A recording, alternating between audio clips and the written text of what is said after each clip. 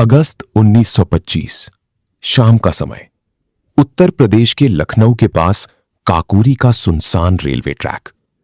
आसमान में हल्की धुंध थी और हवा में एक अजीब सा सन्नाटा पसरा हुआ था।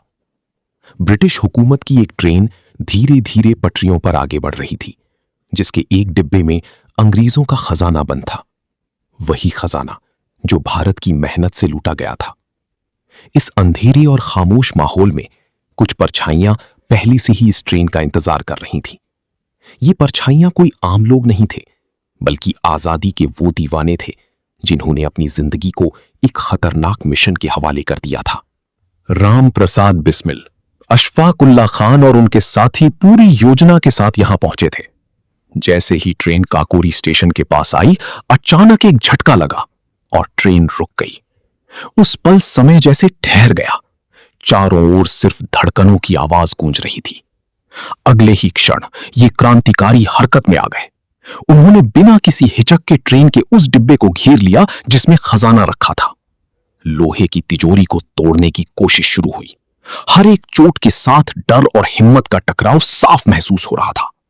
आखिरकार तिजोरी टूटी और अंग्रेजों का खजाना उनके हाथ में था। ये सिर्फ पैसा नहीं था, बल्कि एक विद्रोह का प्रतीक था। ये जीत ज्यादा देर तक छिपी नहीं रह सकी। ब्रिटिश सरकार के लिए यह सिर्फ एक डकैती नहीं, बल्कि उनके शासन को खुली चुनौती थी। पूरे देश में तलाशी शुरू हुई। एक एक कर क्रांतिकारियों को पकड़ लिया गया। गिरफ्तारियों का दौर चला, पूछताछ हुई और फिर वो दिन आया जब अदालत में इस घटना का फैसला सुनाया गया। राम प्रसाद बिस्मिल, अशफाक उल्लाह खान, राजेंद्र लाहिड़ी और ठाकुर रोशन सिंह को फांसी की सजा दी गई। ये फैसला सिर्फ 4 जिंदगियों का अंत नहीं था, बल्कि एक ऐसी चिंगारी थी जिसने पूरे देश में आग फैला दी। फांसी के फंदे पर झूलते हुए ये चेहरे डर से नहीं, बल्कि गर्व से भरे हुए थे। उनकी कुर्बानी ने भारत के हर कोने में एक नई ऊर्जा भर दी।